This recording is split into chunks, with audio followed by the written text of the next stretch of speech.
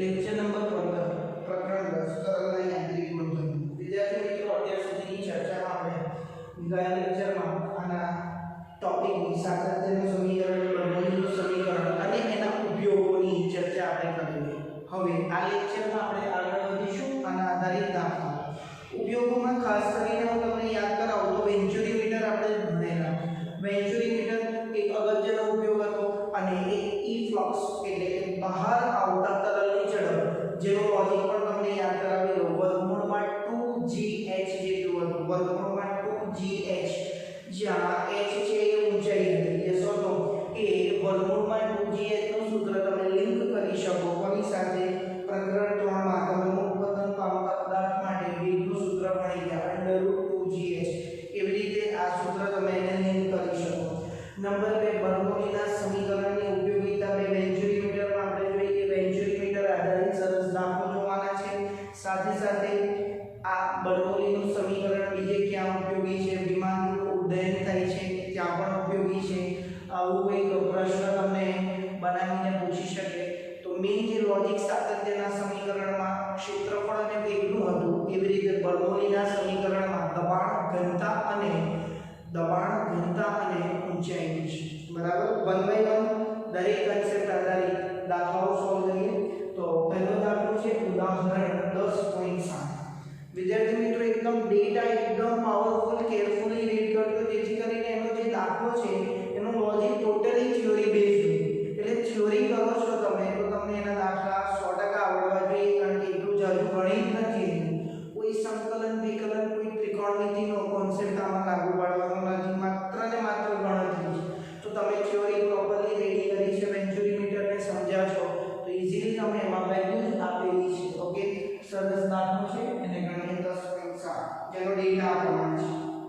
લોહીનો વેગ બેભાન કરીને કૂતરાની મોટી ધમનીમાંથી વહન પામતા લોહીને વેન્ચુરીમીટર મારફતે અન્ય માર્ગે માપવામાં આવે છે।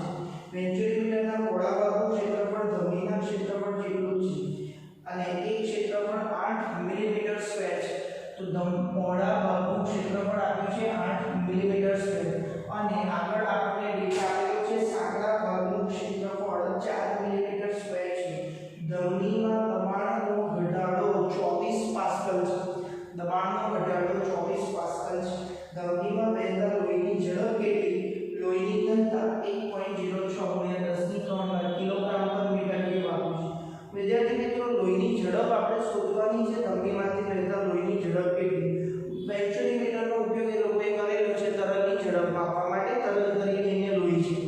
આટલી વિગત ક્લિયર થયા બાદ તમને દબાણનો ઘટાડો આપ્યો છે, બરાબર? એટલે દબાણનો તફાવત છે આ એ કેટલો છે? P1 - P2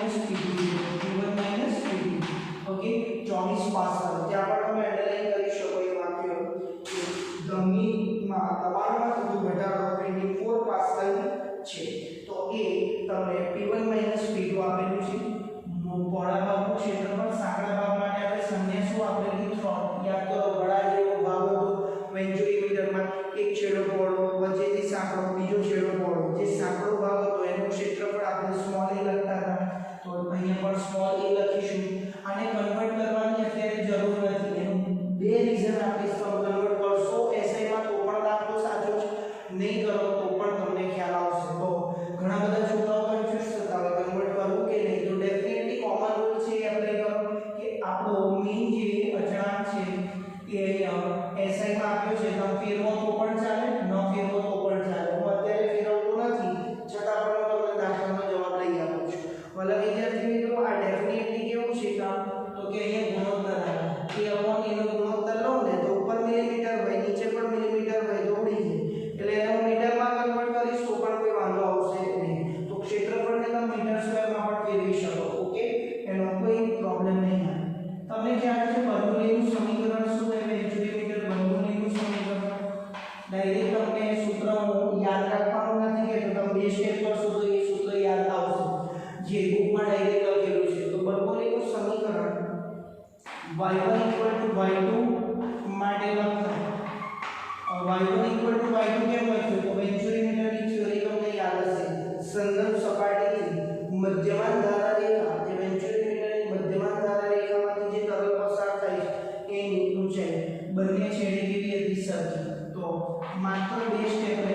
P1 plus 1 half rho V1 square equal to P2 plus 1 half rho V2 square.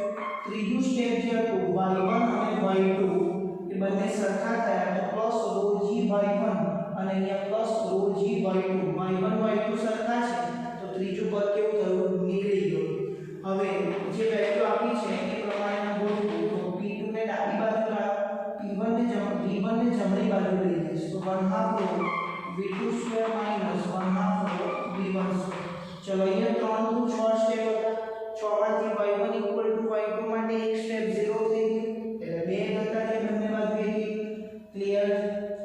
P1 minus P2 એટલે P2 ને ડાબી બાજુ લાવો અને V1 ને જમણી બાજુ લઈ ગયો તો 1 half rho V2 square minus 1 half rho V1 square 1 half rho common V2 square minus V1 square. હવે ત્યાંથી તો મને V1 ને શોધવો છે લોહીની ઝડપ શોધવી છે ધમનીમાં લોહીની ઝડપ કેટલી તો V2 ને મારે કાઢવો હોય તો સાતત્યના સમીકરણ પરથી અને એક નંબર આપી દીધું સાતત્યનું સમીકરણ એટલે મોટા ભાગનું ક્ષેત્રફળ ગુણ્યા V1 નાના ભાગનું ક્ષેત્રફળ A ગુણ્યા V2 V2 ને કિંમત મૂકવી છે તો V2 is equal to A by A into P1 સમીકરણ નંબર 2 ની કિંમત 1 માં મૂકીએ તો P1 minus P2 is equal to 1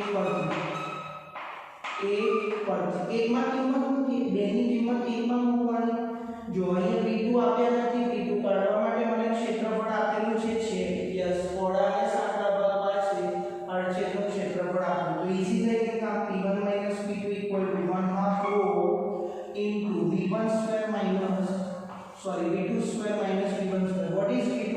A by A whole square into V1 square minus V1 square. જો સમીકરણ 1 માં V2 ની કિંમત મૂકી એ આ મૂકી અને અહીંયા V2 નો વર્ગ છે તો વર્ગ સાથે મૂકી V1 સ્ક્વેર યથાવત એકદમ સાદું ગણિત છે કોઈ જ પ્રકારની ટેન્શન વાળું ગણિત નથી. રો કોની ઘનતા આપેલી છે બ્લડની ઘનતા અને એને આપણે રો લખી છે તો રો લઈએ બ્લડ નો બી લખ્યો છે લોહીની ઘનતા 1.06 * 10⁻³ 0.06 જેટલી વધારે છે કે પાણી કરતા એ થોડું ઘટે છે ઓકે તો એની ઘનતા 1.06 * 10⁻³ kg/m3 છે તો એ રોની વેલ્યુ તમને આપેલી છે એ અપોની હવે તમને અહીંયા ક્લિયર થશે જો તમે આને મીટર સ્ક્વેરમાં ફેરવો છો તો પણ જવાબ સરખો નથી ફેરવતા તો પણ ઉડી જવાનું છે એ મિલીમીટર સ્ક્વેર મિલીમીટર સ્ક્વેર ઉડી ગયા તો અહીંયા 8/4 આવશે એનો વર્ગ ઇન્ટુ V1 સ્ક્વેર મને શોધવો છે V1 અને મને આપ્યું છે P1 minus P2 એટલે V1 ને હું કોમન કાઢીશ અને સાદું રૂપ આપીશ એટલે જવાબ therefore V1 is equal to હવે વિદ્યાર્થી મિત્રો બુકમાં તમને આ સમીકરણ ડાયરેક્ટ આપ્યું છે અને આ સમીકરણ ડાયરેક્ટ યાદ ન રાખવું હોય તો તમારે આ મેથડને ફોલો કરવાની છે નવી મેથડ બનાવી નથી વેન્ચુરીમીટરનો વિડિયો ગઈકાલે જ અપલોડ થયો છે ગઈકાલે તમે જોયો છે એ વિડિયોને ફરી રિપીટેશન અહીંયા કર્યું છે એ ગણતરી એ જ લોજિક આપણે રિપીટ કર્યું માત્ર અહીંયા વેલ્યુ આપી છે તો લોહીની જે ઝડપ છે એ શોધી શકીએ ચલો V1 સ્ક્વેર અહીંથી કોમન નીકળ્યો આમાંથી શું કોમન નીકળ્યું V1 સ્ક્વેર ચલો શું બનશે P1 minus P2 એટલે આ બધું અહીંયા ગુણાકાર કરવાનો 2 P1 minus P2 upon 2 P1 minus P2 upon rho into bracket A by A નો whole square minus 1 યસ હતો આ V1 સ્ક્વેર બહાર આવ્યો એ V1 સ્ક્વેર અહીંયા તો rho A by A whole square minus 1 એક વાર ચેક કરો P1 minus P2 into 2 તો ન્યુમરેટરમાં ગયો છેદમાં શું આવ્યું rho into આ જે કૌંસ વધ્યો rho into A by A whole square minus 1 કૌંસની બહાર શું છે V1 square V1 square લઈ ગયો અલ્ટીમેટલી V1 square ને સૂત્રનું કરતા બનાવો તો તમને જવાબ મળે હવે V1 square નથી શોધવું મને માંગ્યું છે V1 તો V1 તમને મીટર પર સેકન્ડમાં મળશે તો વિદ્યાર્થી મિત્રો બંને બાજુ વર્ગમૂળ લેતા તમને ફાઇનલ આન્સર મળશે ફરી એક વખત ફટાફટ સમજાવી દઉં વેન્ચુરીમીટર તૈયાર છે તો દાખલો આવડશે ડેફિનેટલી વેન્ચુરીમીટરમાં આપણે કામ શું કરતા હતા જે તરલ વહનનો દર શોધતા હતા અહીંયા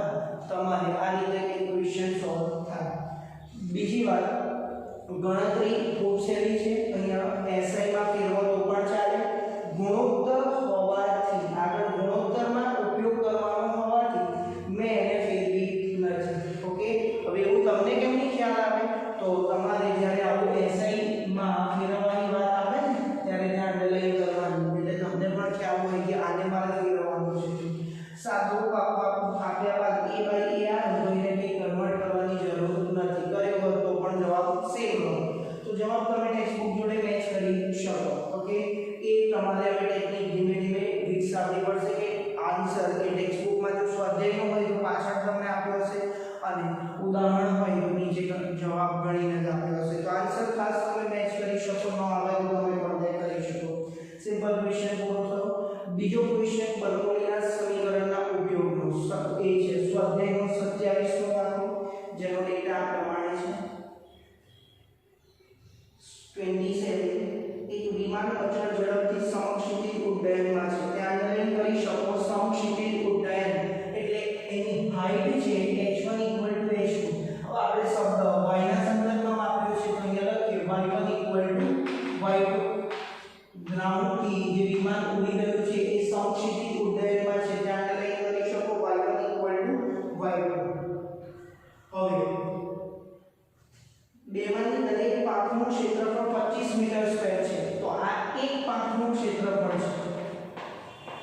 એક પાંખનું ક્ષેત્રફળ 25 મીટર સ્ક્વેર. હવે વિમાનની કેટલી પાંખ હોય? 2. તો ગુણ્યા 2 કરવું પડશે કુલ ક્ષેત્રફળ માટે. ઓકે, તો કુલ ક્ષેત્રફળ કેટલું? 2 ગુણ્યા કુલ ક્ષેત્રફળ. હું આને a ડેશ કહું તો આને હું a કહું તો એ કેટલું થયું? 50 મીટર સ્ક્વેર. ગુણ્યા 2 કેમ કર્યું? 2 એને વિંગ્સ હોય એટલા માટે. તો 50 મીટર સ્ક્વેર. આગળ ડેટા આપ્યો છે પાંખની નીચેની સપાટીએ વેગ 180 કિલોમીટર પર કલાક અને ઉપરની સપાટીએ 234 કિલોમીટર પર કલાક હોય તો વિમાનનું દળ કેટલું? હવાની ઘનતા 1 કિલોગ્રામ પર metre cube. v1 v2 SI માં નથી, આ SI માં છે તો આને ફેરવવા પડે. 180 કિલોમીટર એટલે 1000 અને કલાક એટલે 36 મીટર પર સેકન્ડ. જે આવે લખવાનું 234 ગુણ્યા 1000 ભાગ્યા 36 મીટર પર સેકન્ડ. તો v1 v2 ને મેં SI માં પેટી દીધા. કુલ ક્ષેત્રફળ મેં શોધી નાખ્યું કે બે વડે ગુણ્યા ક્લિયર ખબર પડી ગઈ. અને બે વિંગ્સ છે એક જ વિંગનું ક્ષેત્રફળ આપ્યું છે, એક જ પાંખનું ક્ષેત્રફળ આપ્યું છે, હવાની ઘનતા આપેલી છે, વિમાનનું દળ શોધવાનું. હવે તમને પહેલું લોજિક યાદ આવવું જોઈએ કે સમક્ષિતિજ ઉડ્ડયનમાં વિમાન જઈ રહ્યું છે. માનો કે આ વિમાન છે એ સમક્ષિતિજ ઉડ્ડયનમાં જઈ રહ્યું છે. ઇમેજિન કરવું પડશે. વિમાન નથી મને પણ ખ્યાલ છે. તો વિમાન અહીંયા સમક્ષિતિજ ઉડ્ડયન ક્યારે કરી શકે? તો એની પર એ હવામાં છે અત્યારે તો એની પર બે પ્રકારના બળ લાગતા હશે. એક તો વજન બળ અધો દિશામાં, એ તો તમને ક્લિયરલી ખબર જ છે. પણ બીજું એ વજન બળને સમતોલતું ઉર્ધ્વ દિશામાંનું બળ લાગતું હોવું જોઈએ અને એ દબાણ તફાવતના લીધે લાગે. કોના લીધે લાગશે? દબાણ તફાવતના લીધે બળ લાગશે. તો કોઈ વસ્તુ સમક્ષિતિજ ઉડ્ડયનમાં છે એનો અર્થ શું કે એની પર લાગતું પરિણામી બળ શૂન્ય હોવું જોઈએ. તો આની પર બે બળ લાગે. દબાણ તફાવતના લીધે લાગતું બળ એ વજન બળ જેટલું હોવું જોઈએ. તો મને એ કન્સેપ્ટ પરથી મને વિમાનનું દળ મળી જશે. ચલો ગણતરી કરીએ. બર્નોલીનું સમીકરણ વાપરીએ. ચલો સમીકરણ વાપરતી વખતે y1 = y2 આપ્યું છે. સમીકરણ વાપરતા હવે y1 = y2 હોય એટલે બર્નોલીના સમીકરણમાં 6 પદ આવે તો 2 પદ ઉડી જશે.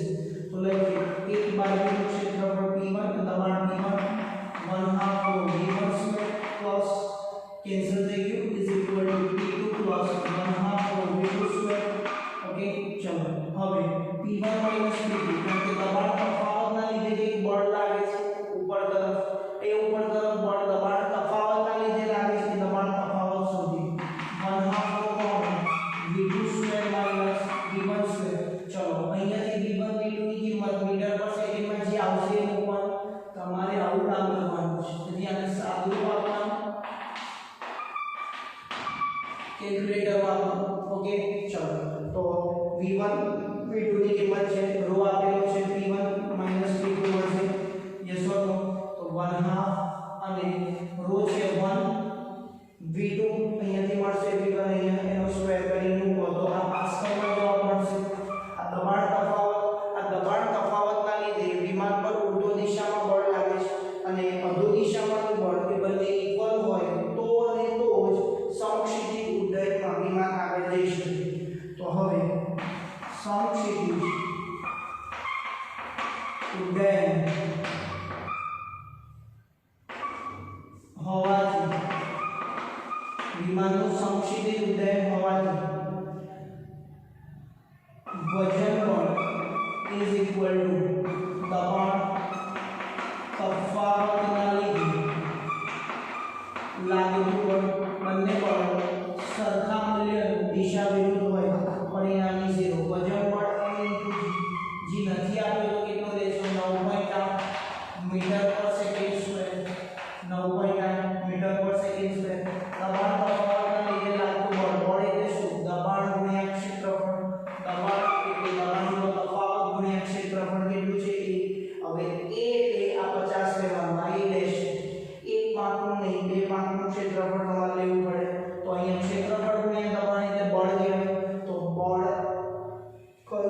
દબાણ તફાવત. આ કન્સેપ્ટ અગત્યનો. દબાણ તફાવતના લીધે લાગતું બળ મને બર્નોલી પરથી મળે અને વજન બળ mg આપણને ખબર છે. તો m ને સૂત્રમાં બરાબર આપશો p1 p2 a upon g.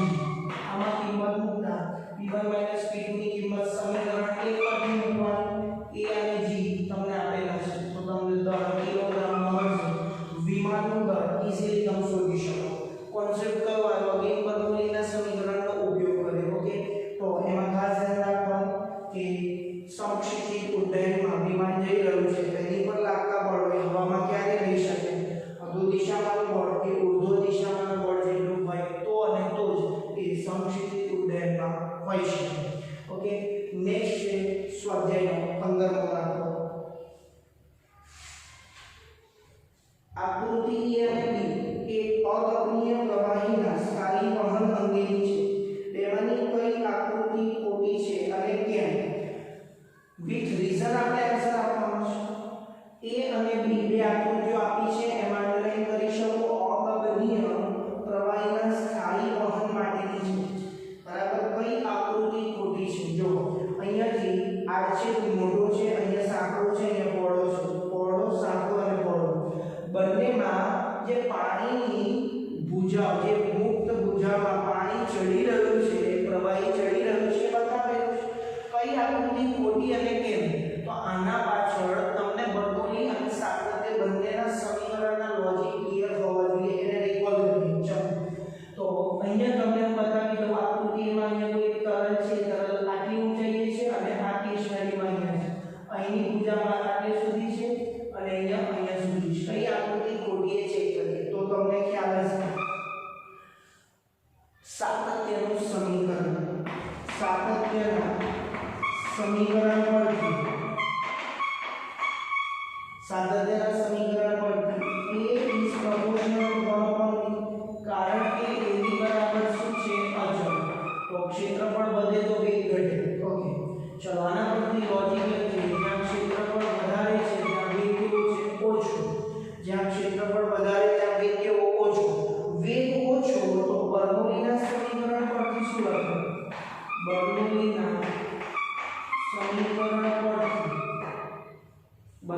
સમીકરણ પરથી શું લખી શકાય? જ્યાં વેગ ઓછો છે ને ત્યાં દબાણ વધારે. દબાણ કેવું? વધારે. ઓકે, ચલો રીઝન આપણે લઈશું બર્નોલીના સમીકરણ પરથી.